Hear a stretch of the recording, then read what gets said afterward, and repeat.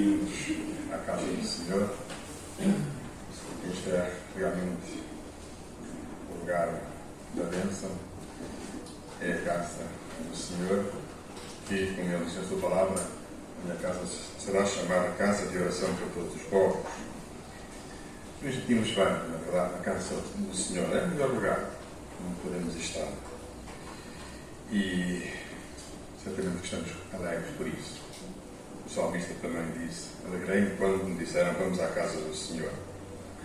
Não vimos aqui constrangidos, mas vimos com alegria, muito gozo por estarmos todos reunidos na presença do Senhor, sabendo que Ele também aqui está, no nosso meio. E é a sua promessa. Ele disse que gostariam de estar 2 ou 3 reunidos no seu nome, para que Ele também aí estivesse no meio dos tais. E nós ultrapassamos esse nome. Por isso, podemos ter bem a certeza de que Ele está aqui no nosso meio, para realmente receber o nosso louvor, a nossa adoração, a qual Ele é merecedor. Só Ele é Deus. E vamos então iniciar o nosso culto, louvando o Senhor com o hino 344. 344. Diz que este nome, o nome de Jesus, é um nome chave, é um nome diferente, é o melhor nome. Não há realmente um nome tão importante como este, Jesus. Ele será chamado Jesus porque Ele salvará o povo dos seus pecados. Lhe pedirão este nome. Atribuirão este nome. Foi assim que foi estipulado. E Jesus é tudo para nós. Cristo é tudo em todos. Ele é Jesus, o nosso Salvador. Então vamos de pé, se pudermos, cantar o hino 344.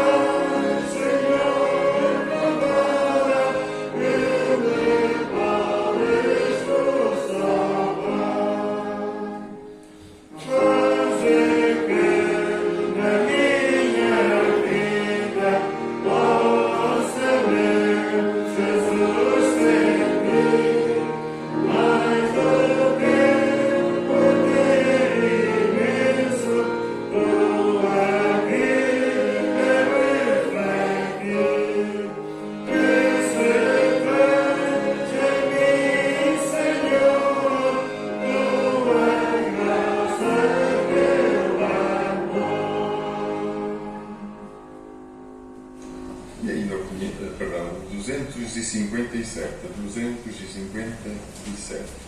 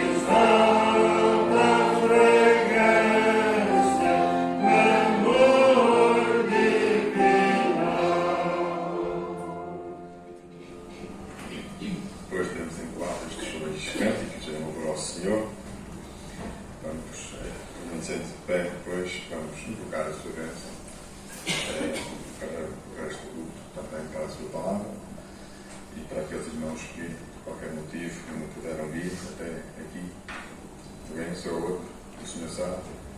Vamos então orar e pedir aos irmãos Joaquim Oliveira, a favor, de invocar a bênção do Senhor.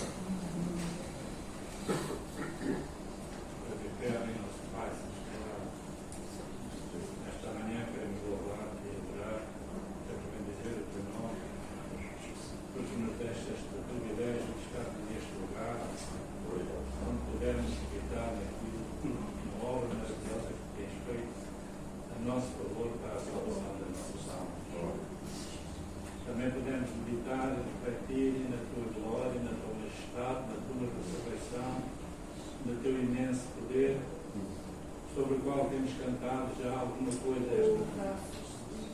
Louvamos e te bendizemos, porque és o Deus digno de louvor, digno de adoração, digno de reconhecimento, de dedicação, de consagração, porque és um Deus maravilhoso em todas as áreas da nossa vida. Tu estás presente, tu te manifestas e tu ajudas e amparas. Com este pensamento, Senhor, nós queremos lembrar dos nossos irmãos que não podem estar aqui esta manhã. Tu conheces os motivos, possivelmente graves de cada um, e és aquele que podes animar, que podes sentir, podes fazer sentir a tua presença e a tua graça, e podes renovar e fortalecer a sua fé. Faz isso depois, porque com certeza estão necessitados e precisam de ser renovados, precisam de ser o Senhor abençoados. Esta manhã queremos também pedir a abençoa o teu servo para ajudar a tua palavra, para que a tua palavra venha de contra as nossas vidas. Tu conheces, Senhor, cada um que está em tua presença, tu podes dirigir o teu ensino, a tua administração, o teu conselho a cada um. Deus, abençoa-nos nesta manhã e que o teu nome seja glorificado, seja honrado, seja louvado nesta noite. E nós sejamos abençoados e fortalecidos em ti. Obrigado pelo nome de Jesus. Eu deixo entrar-vos. Como é hábito nesta altura do nosso culto, nós sempre fazemos anúncios, pedidos de oração. Anúncios que não temos, não há eventos previstos, mas temos pedidos de oração para fazer. O nosso jovem migrante certamente já está a passar a mão de alguns dos nossos irmãos e irmãs que estão realmente necessitados das nossas orações, estão doentes, estão enfermos, portanto não vamos esquecê-los. E de outros que não estarão ali, mas temos conhecimento que há mais irmãos e irmãs que estão a precisar muito da bênção do Senhor, da cura e melhoras para as suas enfermidades. Quanto à nossa irmã Conceição, graças ao Senhor, ela já está em casa, neste vale, já teve a alta do hospital e está a recuperar bem. Já bocadinho falei com o nosso irmão médico, que confirmou tudo isto. Graças ao Senhor, o Senhor é bom. E tem estado e está, e continuará a estar certamente com a nossa irmã. Tem dado também melhoras a outros e está recuperando outros. Graças ao Senhor, nosso Deus é um Deus bom, muito bom.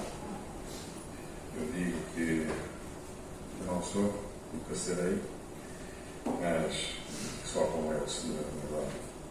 Bom, há só um que é Deus, que foi o próprio Senhor que disse que eu queria ouvir. O nosso Deus é bom, é misericordioso, é maravilhoso, é todo-poderoso, nada é impossível. Portanto, devemos continuar a confiar nele, porque ele é fiel, ele não falha as suas promessas. Então vamos prosseguir o nosso culto e agora vamos ter uma participação da nossa querida irmã Adelaide Lucero, após esta participação que eu vou efetuar.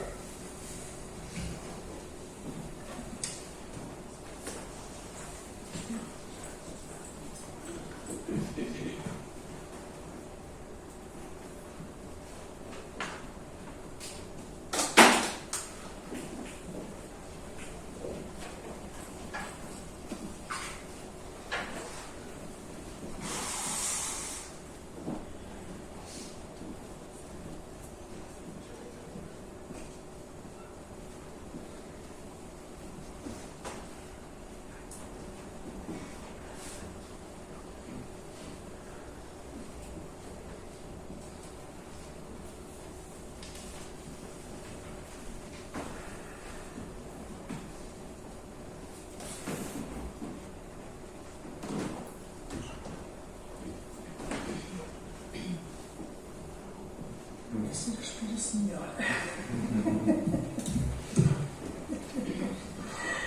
Depois, queridos amados irmãos, quero saudar a todos os presentes, não sei se está a funcionar,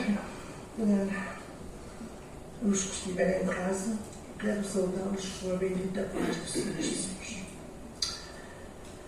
Quero também dizer, não vou dizer outra vez o meu testemunho, porque escrevi e está no boletim informativo da Igreja, mas no dia 3 de janeiro era para vir aqui dar testemunho e agradecer aos irmãos. Continuo a agradecer tudo o que os irmãos continuam a orar e agradecemos sempre.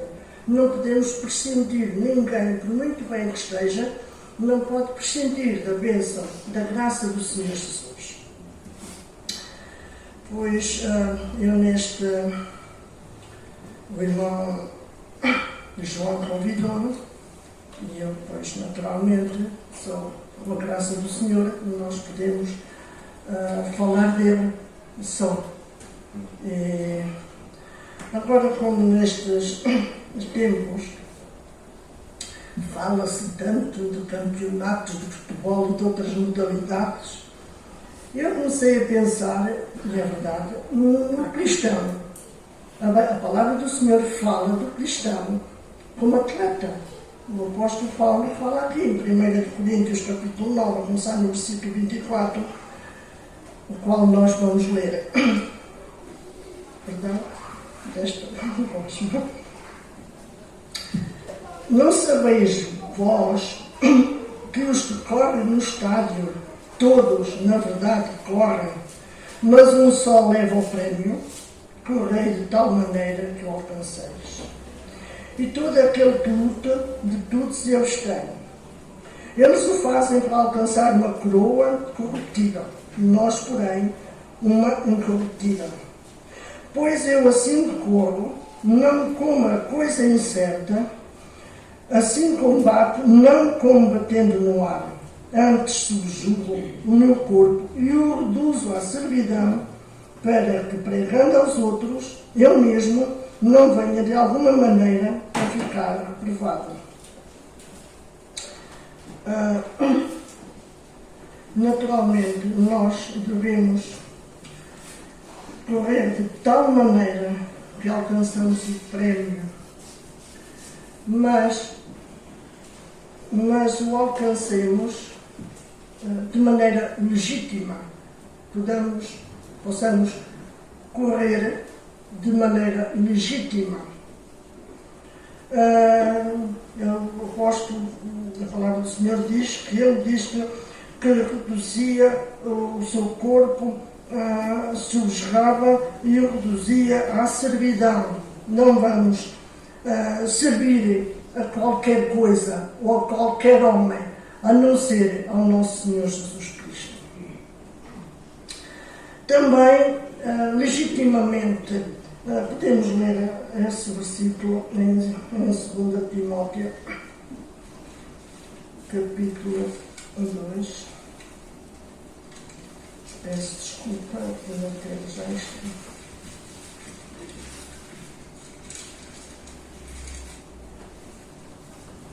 Capítulo 2, versículo 5.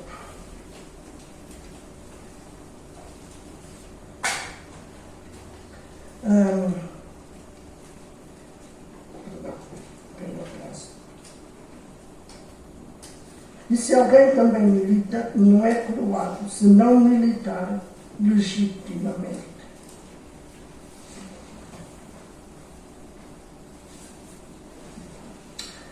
Portanto, legitimamente. Também não pensando que corremos melhor que os outros, nem terem inveja dos que correm, outros fazem melhor do que nós, não com um espírito de superioridade, nem de inferioridade, corramos legitimamente para assim alcançar o prémio que o Senhor nos tem dado. Qual é o prémio mais maravilhoso que nós temos? É é chegar, é vida eterna, é chegarmos e descansar eternamente nos braços do Pai. Isso é o melhor prémio que nós podemos alcançar. Portanto, a palavra do Senhor também nos diz aqui em Hebreus, aos Hebreus capítulo 12, versículo 1, os irmãos sabem bem, este eu só vou ler, mas os irmãos sabem bem o que a palavra do Senhor diz aqui.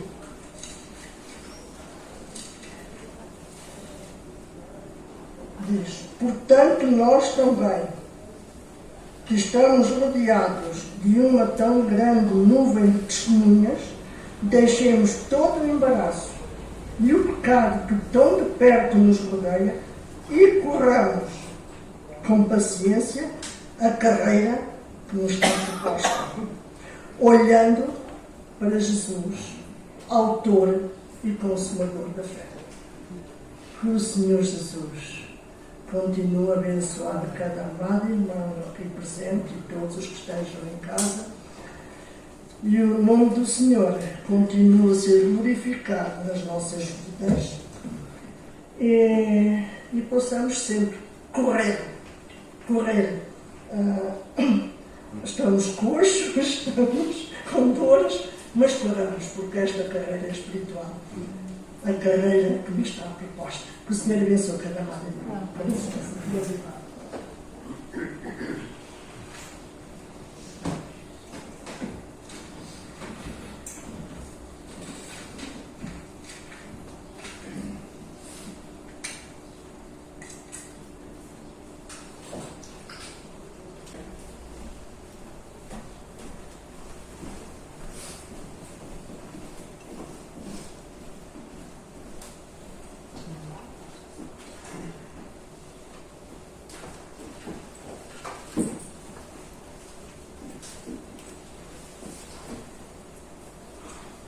Obrigado, irmã Clara, por ter aceito o meu convite e obrigado também tudo quanto daqui disse para nós, para a Igreja. Obrigado. Vamos, então, cantar mais um hino. É uma forma de louvar o Senhor através do canto. Número 71. Hino número 71. E enquanto cantamos este hino, nós vamos proceder ao levantamento das nossas ofertas para a obra do Senhor. E cantaremos também de pé, mas somente os pudermos.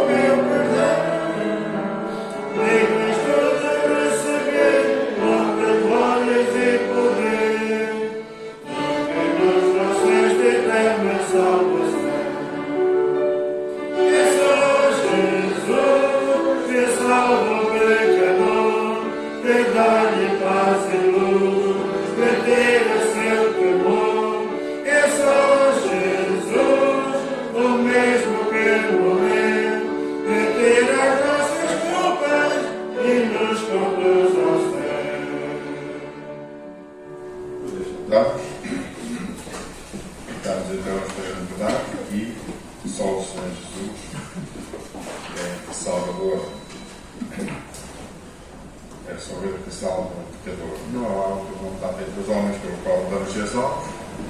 É a palavra do Senhor que o garante. Eu vi muito claro. E nós sabemos que foi para isso que ele veio. Já falámos que foi exatamente a sua missão, a sua vida neste mundo, foi para isso mesmo.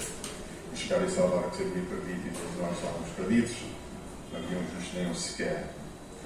Também cantámos que deseja ouvir Cristo. E é isto eu acho que nós, neste momento, vamos fazer, ouvir a palavra do Senhor. E certamente que vamos sair depois, após a pregação, mais cheios da graça, do conhecimento, do plano e propósito do Senhor para as nossas vidas. Para nos transmitir hoje a palavra do Senhor, temos o nosso irmão Deza, que virá aqui, já de seguida.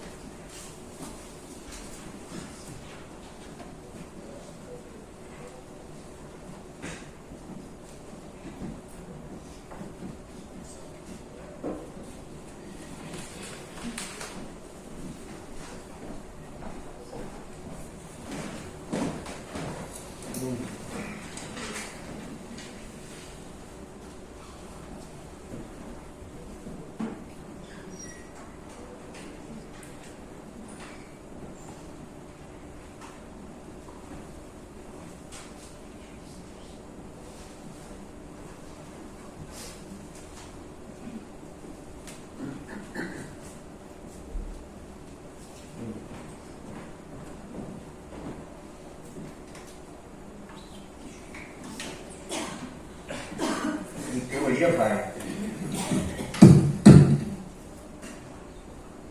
Bom dia, igreja. Que a graça e a paz do nosso Senhor e Salvador Jesus Cristo esteja com todos nós, hoje e sempre. A Helena já me avisou aqui, graças a Deus eu não preciso disso, pelo menos pelos próximos minutos, né? Já é uma vantagem.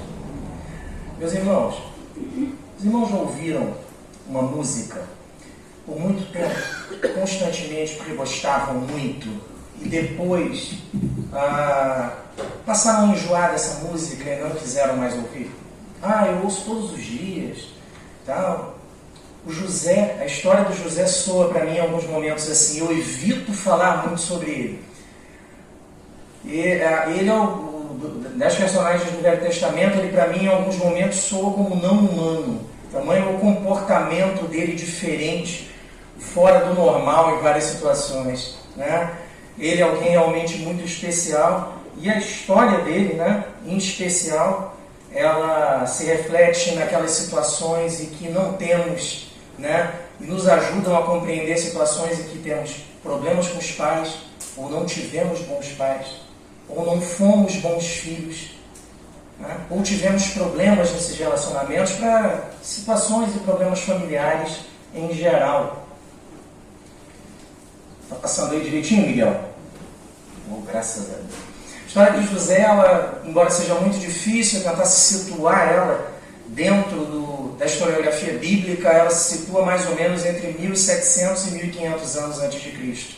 Tá? Alguns situam até um pouco período anterior, mas essa parece hoje ser a datação mais segura. Tá?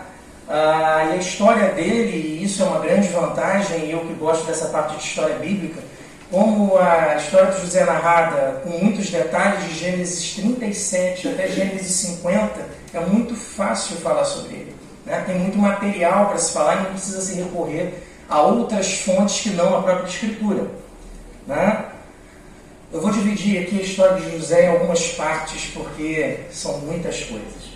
Primeira, José na terra de Canaã, especificamente na região de Hebrom. José tem 17 anos. 17 anos. Tá? O que José, nesse período, lá na terra de Canaã, ele faz? Ele apacentava com os irmãos. Está lá no capítulo 37, no versículo 2. Um outro detalhe importante que o texto traz para nós é o seguinte, que José trazia as más notícias dos irmãos para o pai. E sabe o que parece? Embora a unanimidade seja algo um pouco complicado, mas quando muitas pessoas dizem algo de você ou não te tratam da forma adequada, ou como é o caso de José, os irmãos constantemente o acusam de não ser um bom irmão. Me dá a entender pelo texto bíblico que efetivamente ele não era. Ele não era um irmão leal.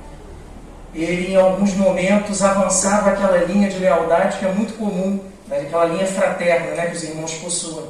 Por isso os irmãos não gostavam muito dele, né? Além disso também, Jacó não era o melhor pai do mundo, não era um pai tão sábio assim.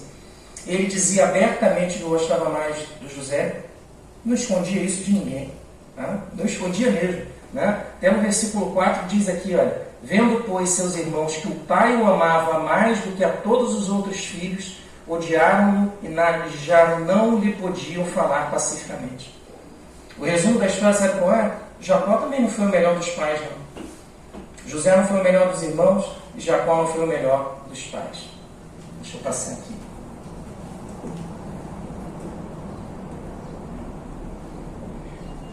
Pronto, assim eu fico menos cedo. Continuando José na terra de Canaã. O que mais acontece? José ele tem dois sonhos. Dois sonhos, resumidamente, dizem o seguinte: a família iria servi-lo e ele seria o principal da família. Ele governaria sobre a família, inclusive sobre o pai dele, Jacó.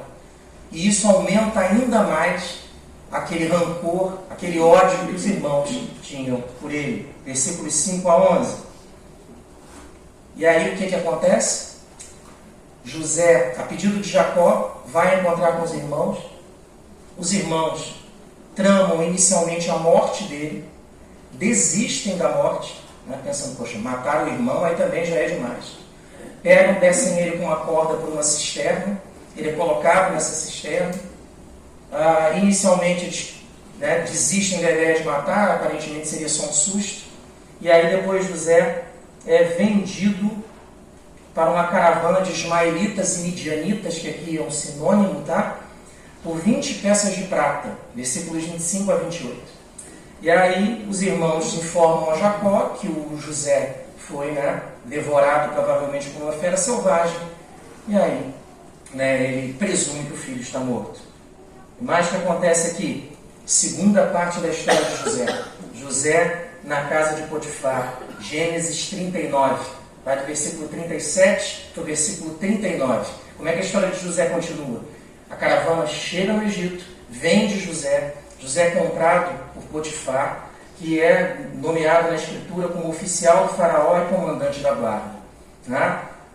Nesse período, a Escritura diz, sem nenhum tipo de ressalva, Deus era com José. E tudo o que ele fazia prosperava. Ele chega na casa de Potifar, assume a função de mordomo da casa e dos bens. E aí parece que a vida de José vai entrar numa normalidade, né? Poxa, passei por tantas dificuldades, fui rejeitado pelos meus irmãos, vendido como escravo, estou aqui, bom, agora a situação melhora. Né? E ele com 17 anos, aparentemente a coisa vai caminhar bem. E aí acontece aquele famoso problema da mulher de Potifar, que está descrito nos versículos 7 a 10 do capítulo 39. Ele foge, e essa é uma das atitudes mais assustadoras da Escritura, do Velho e do Novo, porque pensa no seguinte: um homem que está sozinho com uma mulher, ele é jovem, ela parece ser alguém bonita, e ele foge. Estranho, né? É porque ele era crente mesmo. Ele foge, acaba sendo preso, e aí ele fica na prisão, e a terceira parte da história de José, Gênesis 39, ele fica preso dos 28 aos 30 anos. José ele chega e fica na casa de Potifar por 10 anos como servo, dos 17 aos 27, mais ou menos início dos 28. Depois ele vai para a prisão, fica preso dos 28 aos 30. Tá? Já são 13 anos que ele não vê a família. E aí ele fica preso, Gênesis 39. E aí a Escritura fala de novo, Deus estava com ele na prisão. Como é que pode, né? Estava. José é nomeado como administrador da prisão, uma espécie de administrador. E o que José fazia prosperava. A Escritura diz novamente isso. José interpreta os sonhos de 2 prisioneiros no período de 3 anos que ele fica preso. Ele interpreta esse sonho provavelmente no primeiro ano. Tá? Obrigado, Miguel. Foi? Glória a Deus, Satanás já está furioso. José interpreta o sonho de 2 prisioneiros provavelmente no primeiro ano de prisão. Tá? Gênesis 40. Ele tinha provavelmente 28 anos. O que mais que acontece? Ele interpreta esses 2 sonhos. São 2 sonhos do padeiro mor e do copeiro mor. Né? Um é libertado, o outro é executado. O que é libertado se esquece de José. E José permanece por mais 2 anos preso. O que acontece na sequência? José interpreta os sonhos do faraó. 2 sonhos que na verdade eram um sonho só. Isso narrado em Gênesis 41, José tinha 30 anos. 13 anos depois que José é vendido como escravo. Ok? Não? Deixa eu ver onde está, peraí.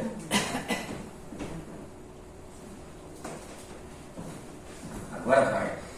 O faraó tem 2 sonhos, né? 7 vacas magras devoradas por 7 vacas gordas e 7 espigas cheias devoradas por 7 espigas magras. Ele interpreta esses sonhos que os magos e os sábios do Egito não conseguiram, e aí o copeiro-chefe, né, nesse momento, se lembra de José, desse sonho, leva José até lá, ele interpreta os sonhos do faraó, e aconselha o faraó que nomeie um administrador para que ele guarde 1/5 dos grãos do Egito durante os 7 anos de fartura, para que durante os 7 anos de fome nada falte.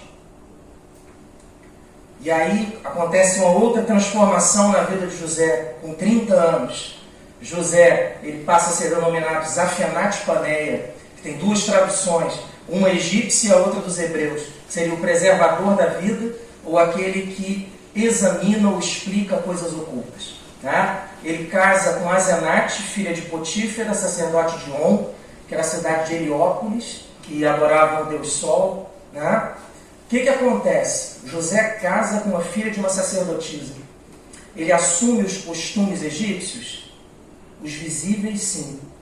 Os da alma, não. Ele não muda, o coração dele permanece o mesmo. Ele não muda por causa das circunstâncias e a fé dele continua sendo a mesma. E ele guarda os grãos durante os 7 anos de fartura, versículos 46 a 49. José tem 2 filhos. E aí, nesses 2 filhos, no nome desses 2 filhos, dá para notar uma coisa muito interessante. Ele chama o primeiro de Manassés, que significa o seguinte: esquecido ou esquecimento. E a Bíblia diz que ele põe esse nome por base no seguinte motivo: Deus me fez esquecer dos meus trabalhos e de toda a casa de meu pai. Tá? O segundo nome é Efraim, que significa restauração. O significado é restauração.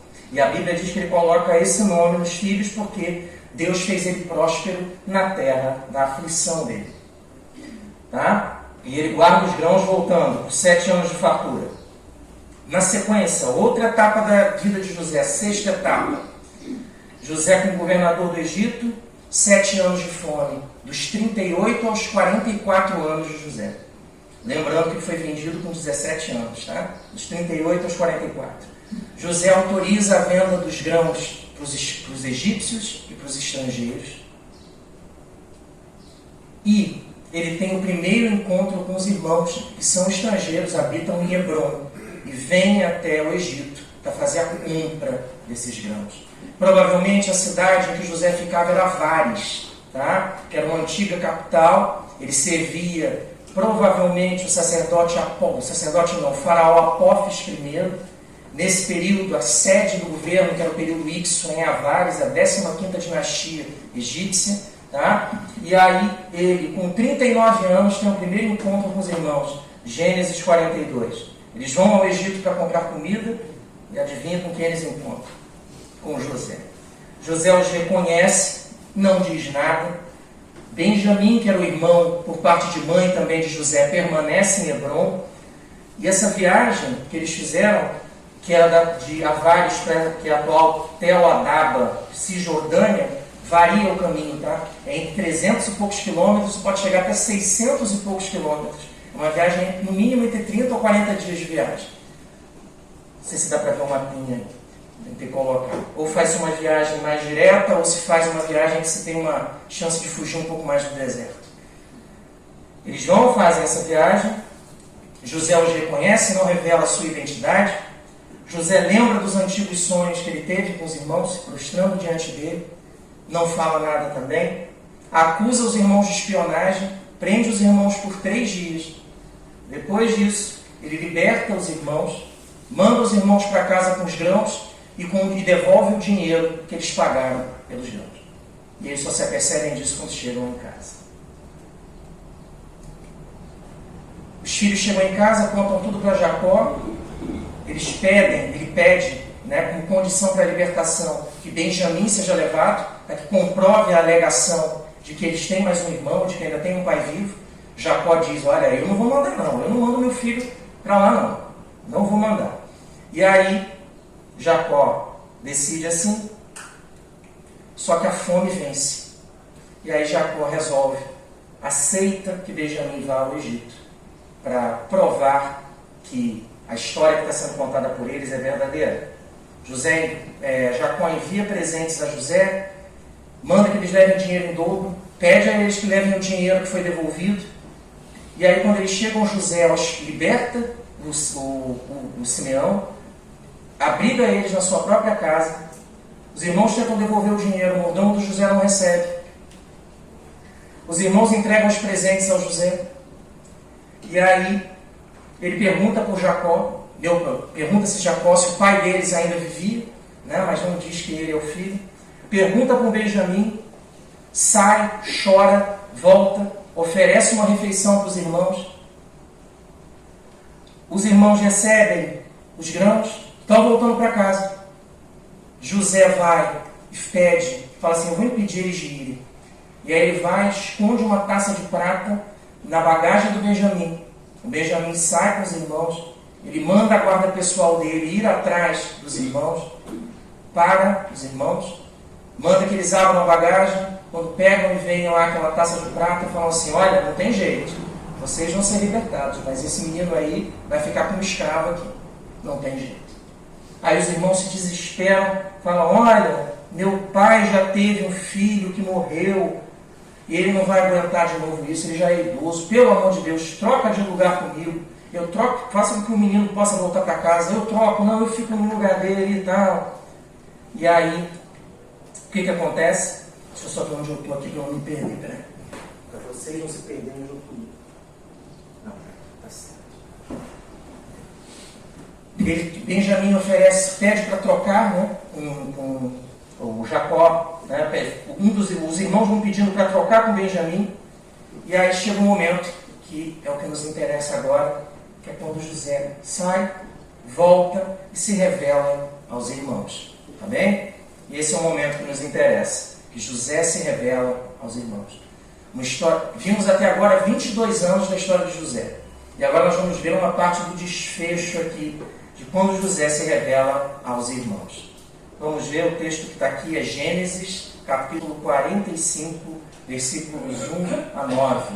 Gênesis 45, versículos 1 a 9. Diz a palavra do Senhor para nós aqui. Gênesis, no capítulo 45, versículos 1 a 9. Tá? Eu vou ler aqui na Almeida, Revista e Corrigida. Então, José não se podia conter diante de todos os que estavam com ele, e clamou, fazei sair daqui a todo varão, e ninguém ficou com ele quando José se deu a conhecer a seus irmãos. E levantou a sua voz com choro, de maneira que os egípcios o ouviam, e a casa de Faraó o ouviu. E disse José a seus irmãos, eu sou José, vive ainda meu pai? E seus irmãos não lhe puderam responder, porque estavam pasmados diante da sua face. E disse José a seus irmãos, peço-vos, chegai-vos a mim. E chegaram-se. Então disse ele, eu sou José, vosso irmão, a quem vendestes para o Egito. Agora, pois, não vos entristeçais, nem vos pese os vossos olhos por me haverdes vendido para cá, porque para a conservação da vida Deus me enviou diante da vossa face. Porque já houve 2 anos de fome no meio da terra, e ainda restam 5 anos em que não haverá lavoura nem cega. Pelo que Deus me enviou diante da vossa face, para conservar vossa sucessão na terra, e para guardar-vos em vida por um grande livramento. Assim, não fostes vós que me enviastes para cá, senão Deus, que me tem posto por pai de Faraó, por senhor de toda a sua casa, e como regente em toda a terra do Egito. Apressai-vos e subi a meu pai, e dizei-lhe: assim tem dito o teu filho José, Deus me tem posto por senhor em toda a terra do Egito. Desce a mim e não te demores. O que José tem para nos ensinar, meus irmãos? Um homem, depois de 22 anos, que foi vendido como escravo, desprezado pelos irmãos, teve uma série de problemas, atingiu fama, prestígio, mas também viveu uma série de dificuldades. Um homem marcado pela vida. O que ele pode nos ensinar, em especial, o que ele pode nos ensinar sobre problemas familiares? Eu acho que todos temos, né? Todos temos problemas na família. Fora da família, mas dentro da família também. Nenhuma família é perfeita. E a de José também não era. Né? E a de José também não era. E ele também não era perfeito. O que nós podemos aprender, então, com o exemplo de José, sobre como resolver problemas dentro da nossa própria família? E a primeira coisa que nós podemos aprender é a seguinte. Foi? Glória a Deus. Primeira coisa é a seguinte: problemas de família se resolvem em família. Vou repetir. Problemas de família se resolvem como? Em família. Olha o que José faz quando ele vai resolver o problema dele com os irmãos. Está aqui no versículo 1. Olha. Então José não se podia conter diante de todos os que estavam com ele. O que ele faz? E clamou: fazei sair daqui a todo o varão. E ninguém ficou com ele quando José deu a conhecer a seus irmãos. Mas alguns problemas nós temos que resolver no ambiente privado da nossa família e da nossa vida. Não é problema público, é problema privado. O problema privado se resolve em ambiente privado. O problema é que algumas coisas nós temos o hábito incontrolável de contar, conversar, falar, dizer, pedir opiniões. Isso não é ruim. Só que precisa-se ter uma certa sabedoria na resolução de alguns problemas familiares, porque quando eu me porto de determinada forma, ao invés de resolver, eu pioro. E a lição de José daqui é muito importante. Problema familiar nós resolvemos como? Em família. É no ambiente privado. Não é no ambiente público. Problema familiar se resolve em família. Tá? Por isso que José pediu que todos os que estavam com ele saíssem. Entendido como é que se resolve? Uma das dicas que José nos dá sobre como resolver problema em família? Então vamos para a segunda. E essa é difícil. Dores familiares precisam ser colocadas para fora. Eu sou horrível nisso. Dores familiares precisam ser colocadas para fora. Olha o que José faz assim que todo mundo sai. Saiu, só estão os irmãos com ele. O que José faz? Versículo 2. E levantou a sua voz com choro, de maneira que os egípcios o ouviam, e a casa de Faraó o ouviu. Se nós pudéssemos traduzir numa linguagem mais próxima de como nós utilizamos hoje e expressaríamos, o que está escrito aqui seria o seguinte: José chorou tão alto, de forma tão desesperada, que todos os que estavam no palácio ouviram o choro dele. Sabe por quê? Quanto tempo que ele não viu os irmãos? Lembra? 22 anos. Você tem algum problema de 22 anos? Não deve ser fácil. 22 anos de problema. Imagina o choro proporcional aos 22 anos do problema. Deve ter aberto uma boca deste tamanho, todo mundo deve ter ouvido. Mas ele pôs para fora, porque ele não aguentava mais. Ele, nas versões que nós temos das histórias que os hebreus contam sobre esse período, e sobre esse teste que o José faz com os irmãos, ele não se revela aparentemente para testar os irmãos, para ver se os irmãos mudaram de comportamento. Essa é a ideia que o texto dá e que os intérpretes hebreus dão. Só que parece que quando ele vê que os irmãos têm desejo de trocar de posição com Benjamim, ele fala assim, poxa, eles realmente estão diferentes. Né? Eles realmente se importam com o pai e são irmãos melhores. E isso é que desperta no José esse desejo de se revelar de imediato. Então ele pede que todos saiam e aí ele se revela. Segunda lição que o José nos ensina então, dores familiares precisam ser... O que nós precisamos fazer com as dores familiares? Precisamos colocar para fora. Porque se eu fico assim, ó, eu crio um monstro dentro de mim, que fica difícil de resolver. Eu me enveneno. Esse é o grande porém. Essa é a grande questão. Por isso a necessidade de se colocar para fora. Ok? Terceira lição que José nos ensina sobre como resolver os problemas familiares. Não importa o que tenham feito a você. Já que o Miguel está dizendo que não foi. Foi? Não importa o que tenham feito a você. Laços familiares não se dissolvem. Essa eu vou repetir, que essa também é triste, tá? Não importa o que tenham feito a você. Laços familiares não se dissolvem. Olha o que está escrito aqui no versículo 3. E disse José a seus irmãos. Ele podia virar e falar assim, olha, eu sou Zafenate Paneia, não gostei do que vocês fizeram comigo, José morreu, Jacó morreu, meus irmãos morreram para mim, e agora, já que vocês morreram para mim na teoria, vocês vão morrer na prática, eu vou executar todo mundo. Essa seria a aplicação da justiça ou da vingança na sua forma mais cruel, né? Seria a retribuição em proporção ao que foi feito com relação a José. O que José diz? Olha só. E disse José a seus irmãos. E Moisés, quando escreve esse texto, ele coloca aqui mesmo. Disse José a seus irmãos. O objetivo é dizer aqui, olha, eles continuam sendo irmãos de José. José continua entendendo que eles são irmãos, porque o laço não se dissolve. Por mais que eles tenham se portado mal. E disse José a seus irmãos, versículo 3, eu sou José. Sou eu. Vive ainda meu pai? E aí os irmãos se desesperam, né? Os irmãos, vive ainda meu pai? Aí o texto diz, ó, e seus irmãos não lhe puderam responder, porque estavam pasmados diante da sua face. Laços familiares não se dissolvem. Tudo que os irmãos fizeram com ele, 22 anos depois, ele não tinha esquecido, mas ele tinha perdoado. E são coisas diferentes. E ele pergunta, sou eu. O José está aqui. E o meu pai ainda vive? Como é que ele está? Não importa o que tenham feito a você. Os laços familiares, eles não se dissolvem. Amém? Mais uma lição que José nos ensina. Foi? Não. Jesus, gente. Passa aí então, tá? Foi? Acho que vou ficar assim que é melhor, senão eu vou ficar com o braço torto aqui. Olha só. Quarta lição que José nos ensina.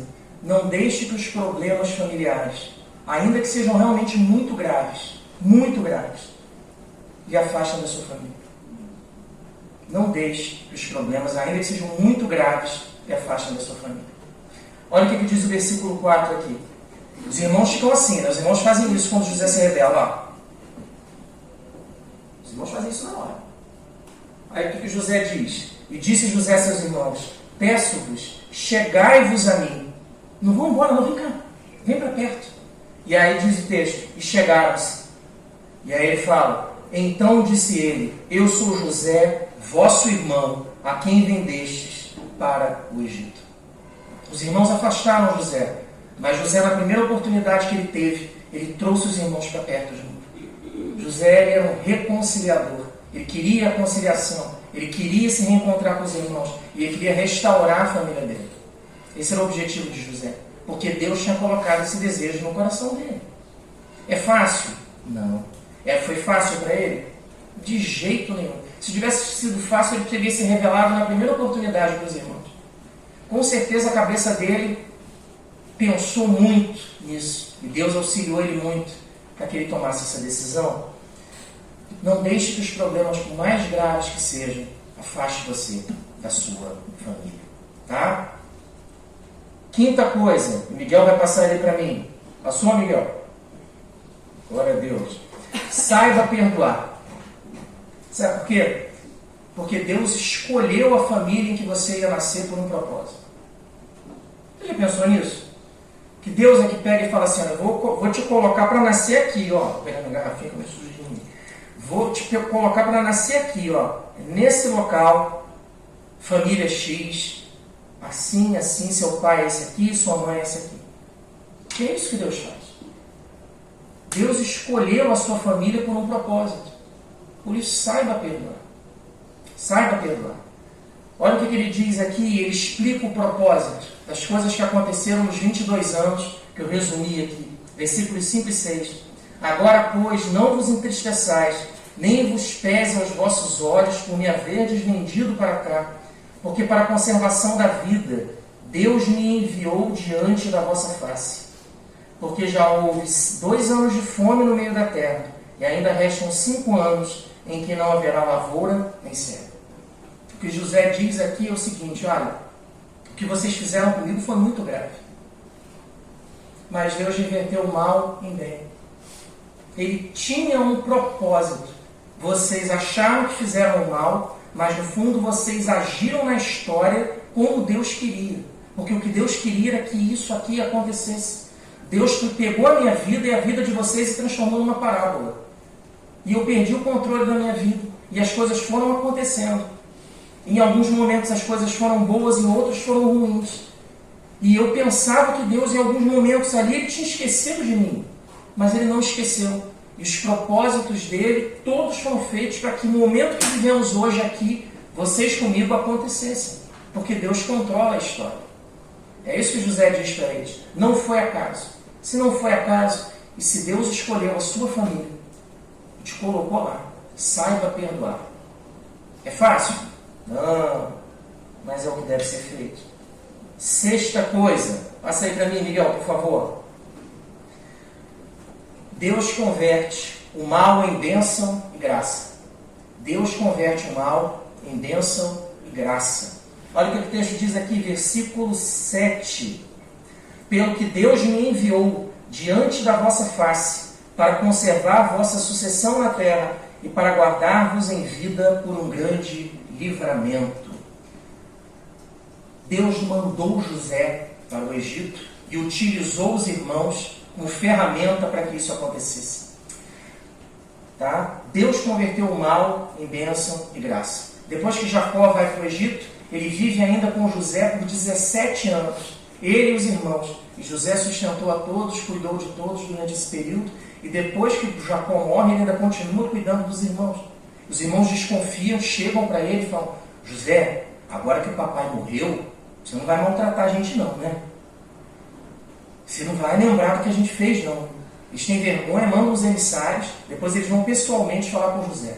Aí José vira para eles e diz o seguinte: vocês não entenderam ainda não? O nosso Deus fez com que eu perdoasse. De verdade. E eu não vou fazer nada com vocês, não. Fiquem tranquilos. Eu dei para vocês o melhor da terra, cuidei de vocês até hoje e vou continuar a cuidar. Porque Deus converte o mal em bênção e graça. Sétima coisa. Obrigado, Daniel. Deus controla a sua vida, a sua história e a história da sua família. Eu vou falar para você lembrar. Deus controla a sua vida, a sua história e a história da sua família. Olha o que diz aqui no versículo 8. Assim, não fostes vós que me enviastes para cá. Não fostes vós que me enviastes para cá, senão Deus, que me tem posto por pai de Faraó e por senhor de toda a sua casa e como regente em toda a terra do Egito. E a última coisa que o texto ensina para nós, a oitava, sabe qual é? É que em Deus existe sempre a possibilidade de recomeçar. Em Deus sempre existe a possibilidade de recomeçar, de tentar de novo, de perdoar, de reconstruir a família, de reconstruir os laços, de andar próximo de quem se ama. Aí José diz aqui no versículo 9 para os irmãos: apressai-vos e subi a meu pai e dizei: assim tem dito teu filho José, Deus me tem posto por senhor de toda a terra do Egito. desce a mim e não te demores. Traz o meu pai rápido, traz ele logo. Venham também, venham todos para que nós possamos viver junto em família e possamos recuperar os 22 anos que nós perdemos. Vivamos juntos. Entenderam? Que sempre em Deus há a possibilidade de recomeçar? E eu passo para mim, por favor. Vamos para a conclusão, então? Olha só. José foi vendido como escravo aos 17 anos e só reencontrou a família aos 39. Dos 17 aos 39, José não viu ninguém. Ninguém na família dele original. Ninguém. Dos 17 aos 39. Ele esperou 22 anos para se reconciliar com a sua família. 22 anos. Você tem um problema de 2 semanas, já desistiu? Eu desisto às vezes de coisas muito mais simples.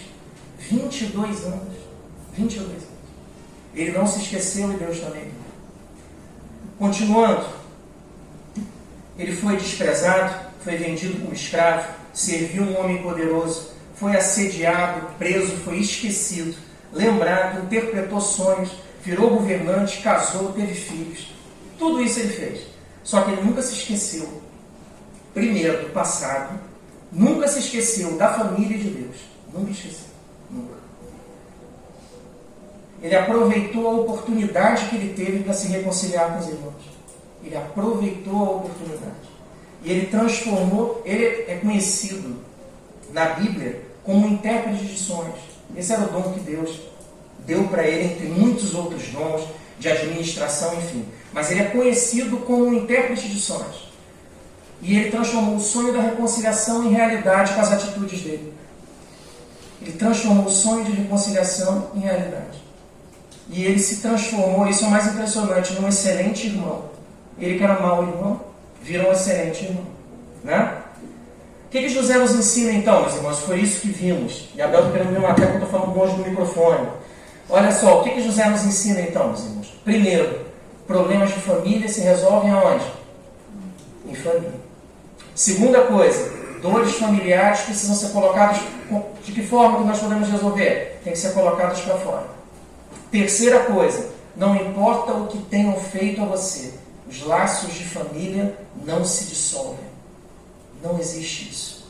Quarta coisa, não deixe que os problemas, ainda que muito graves, lhe afastem da sua família. Não se afaste de quem te ama. Não se afaste de quem te ama. Quinta coisa, saiba perdoar. Saiba perdoar. Sabe por quê? Deus escolheu a família em que você ia nascer por um propósito. Saiba perdoar. Mais uma coisa, sexta, Deus converte o mal em graça e bênção.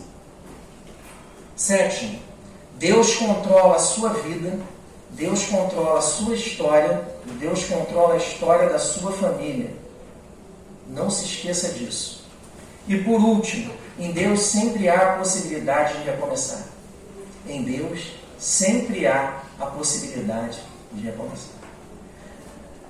Que o Deus de José, meus irmãos, abençoe a nossa vida e abençoe as nossas relações familiares e permita que onde há problemas nós possamos construir pontes de reconciliação baseados nos exemplos que a Escritura nos dá de que sempre é possível recomeçar. Fiquem com Deus, que o Senhor nos abençoe.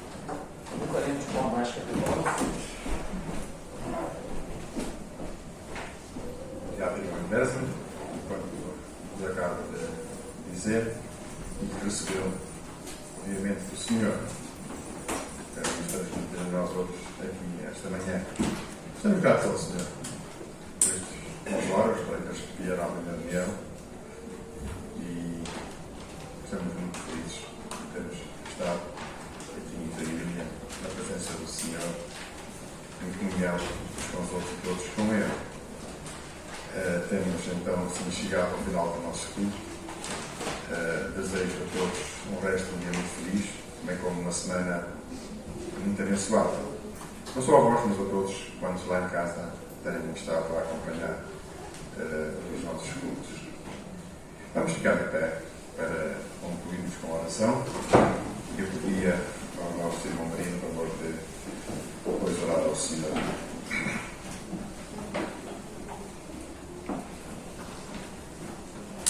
Nosso Deus, nosso Pai, nós te adoramos, nós te louvamos.